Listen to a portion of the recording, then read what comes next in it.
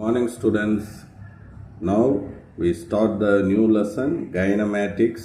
Okay, so here come to the introduction. In this unit we discuss about different types of motion, that is linear motion, rotational, oscillatory, and we see the new concept, a frame of reference, and then we discuss about the scalars and vectors and their properties and scalar and vector products also.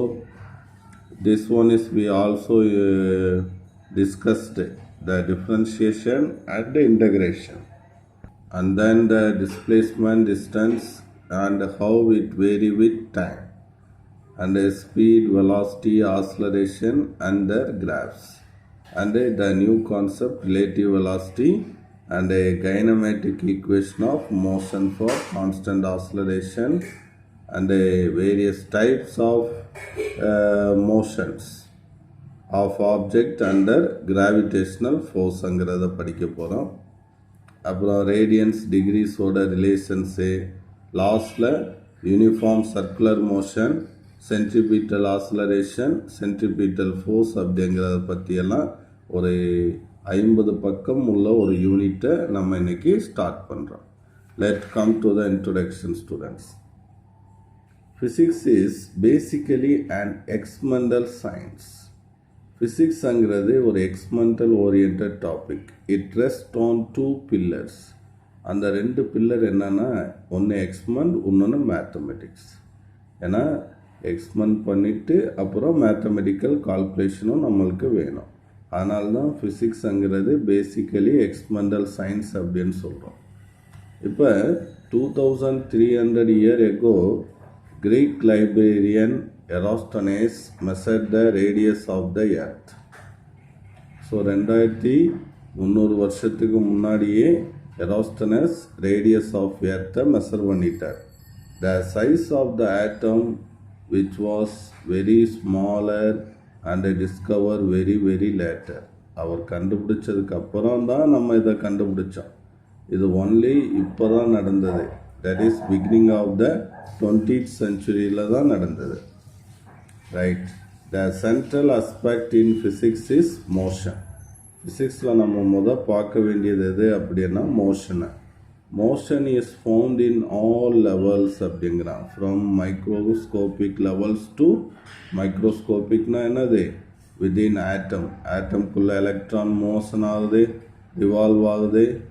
So atom solid, ஒரு எந்த ஒரு substance எடுத்தாலும் ஆட்டமும் என்ன ஆகுது, move ஆகுது. So the microscopic லெவல்லேருந்து the macroscopic and galactic. So மைக்ரோஸ்கோபிக்னா சிறிய, மேக்ரோ அப்படின்னா பெரிய. ஸோ எர்த் மூவ் ஆகுது, சன் ரொட்டேட் ஆகுது, கேலக்ஸியே ரொட்டேட் ஆகுது.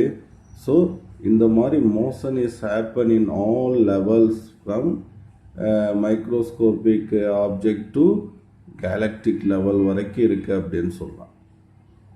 இன் short, the entire universe is governed by various types of motion.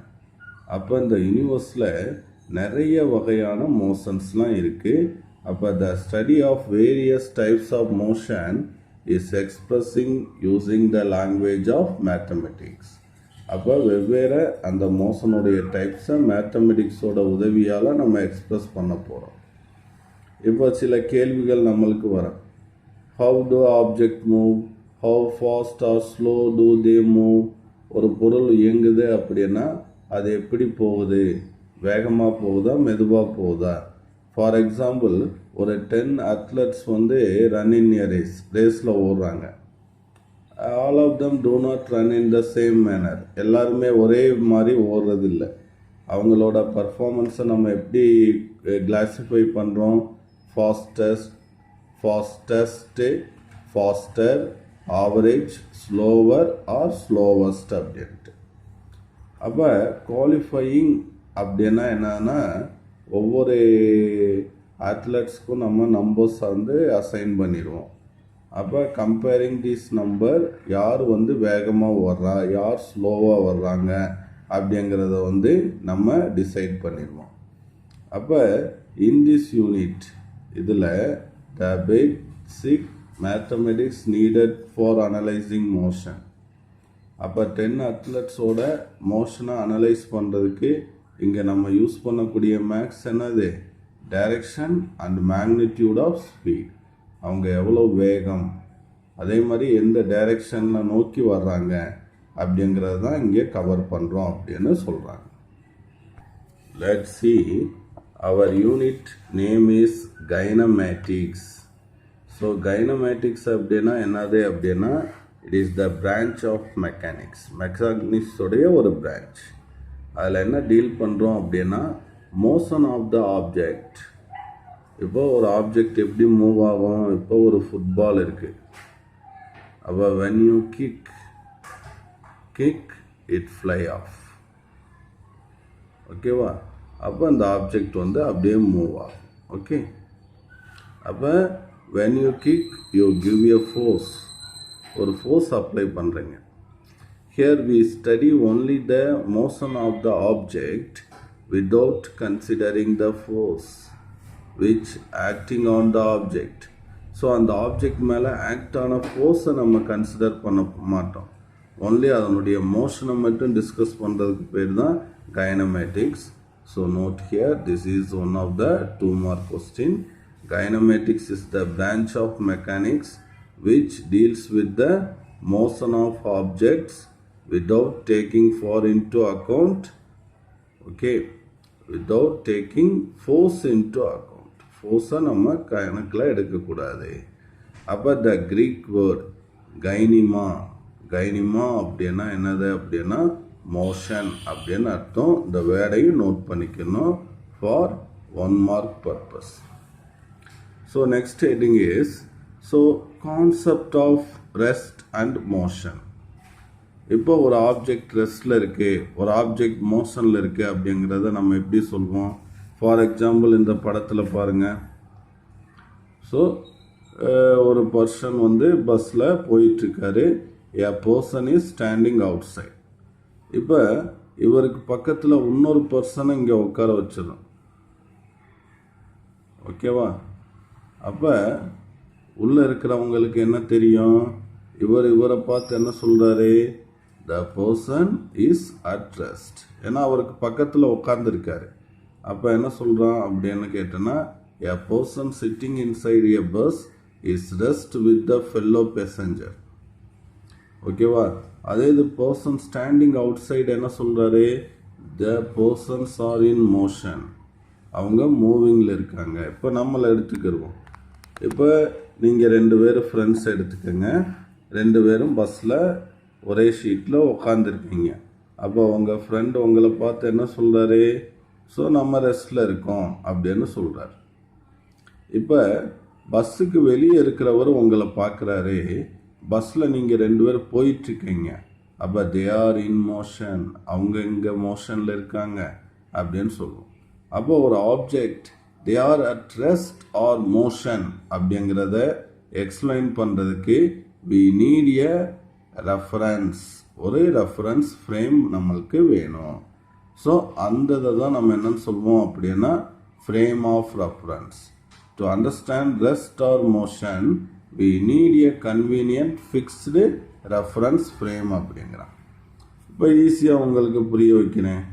இப்போ இந்த ட்ரீக்கு பக்கத்தில் என்ன நிறுத்தி வச்சுருக்கேன்? ஒரு வெஹிக்கிளை நிறுத்தி வச்சுருக்கேன். அப்போ இது ஸ்டாப்பில் இருக்குது. அப்போ with respect to tree the கார்னு வச்சுக்கலாம். கார் இஸ் அட் ரெஸ்ட் அப்படின்னு சொல்லலாம். ஓகே, கொஞ்சம் நேரம் கழித்து என்னது? இது அப்படியே நகர ஆரம்பிக்குது. ஸோ நகர்ந்து அந்த கார் என்ன ஆகிட்டுருக்கு? மூவ் ஆகிட்டுருக்கு. ஸோ ரெஸ்ட்டில் இருக்கும்போது என்ன சொன்னேன்? வித் ரெஸ்பெக்ட் டு ட்ரீக்கு பக்கத்தில் அந்த கார் இருக்குது. அப்போ with respect to tree the car is at rest.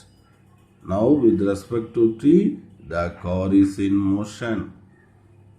Okay, இப்போ இந்த காருடைய பொசிஷனை டிஸ்கிரைப் பண்ணுறதுக்கு நான் அதை எடுத்துக்கிறேன், ட்ரீ எடுத்துக்கிறேன். அப்போ ட்ரீயை பொறுத்து இந்த கார் ரெஸ்ட்டில் இருந்துச்சு. இப்போ ட்ரீயை பொறுத்து இந்த கார் மோஷனில் இருக்குது. Here I take the tree as the frame of reference. ஓகேவா? இப்போ இதே மரத்தில் ஒரு நம்ம மாடை கட்டி போட்டிருப்போம். அப்போ with respect to tree the cow is at rest.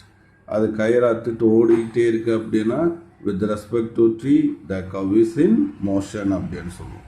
அப்போ to describes the position of an object.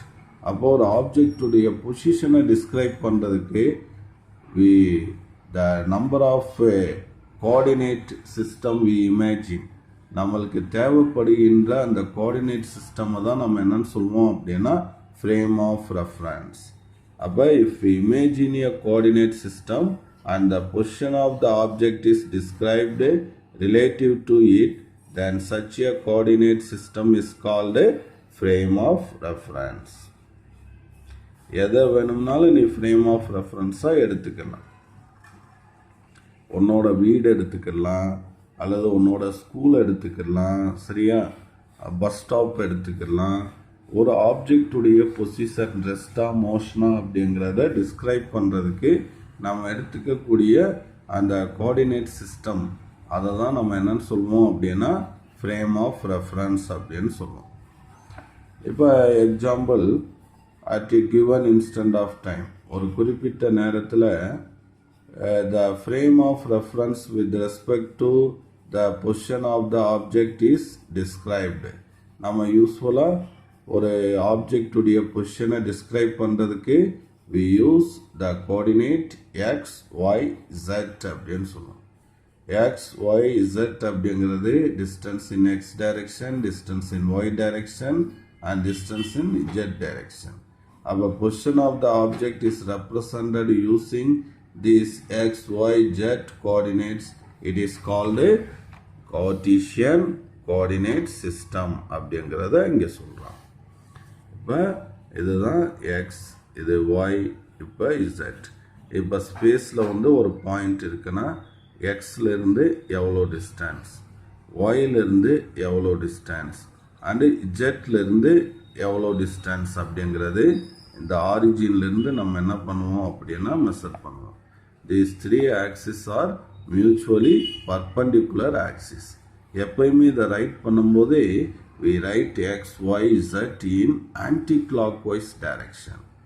அதனால தான் இதை நம்ம வந்து right handed Cartesian coordinate system அப்படின்னு சொல்லுவோம். ஸோ எப்பயும் இந்த XYZ என்ன ஆர்டரில் வரணும், ஆன்டி கிளாக் வைஸ் ஆர்டரில் வரணும். அதுதான் நம்ம கன்வீனியன்ஸாக நம்ம யூஸ் பண்ணக்கூடிய சிஸ்டம் அப்படின்னு சொல்லுவோம். இப்போ இதை நீங்களே பண்ணலாம். இப்போ வந்து place your finger on x axis and you curl the finger towards the y axis. அப்போ தம்ப் எப்படி வர்றது, அப்பர் டைரெக்ஷனில் வர்றதை இங்கே காட்டியிருக்கான். அப்போ thumb points in the positive z direction அப்படின்னு சொல்லுவோம். ஸோ இதெல்லாம் அந்த மாதிரி நீங்களே பண்ணி பார்க்கக்கூடியது. அப்போ எக்ஸில் அந்த மாதிரி ஃபிங்கரை வச்சுட்டு ஃபிங்கர் இந்த டைரெக்ஷனில் இருக்க, அடுத்து ஒய்யை நோக்கி பண்ணும்போது தம்ப் அப்படியே மேலே போகும். அப்போ this is right handed jet up, இது left handed jet up. So இது வந்து right handed up, Y up, இது லெஃப்ட் ஹேண்டட் ஒய் அப். இதெல்லாம் வந்து சம் கோஆர்டினேட் சிஸ்டம் நம்ம எங்கே வேணாலும் பயன்படுத்துவோம் அப்படிங்கிற எக்ஸாம்பிளை இங்கே கொடுத்துருக்கேன். Okay students.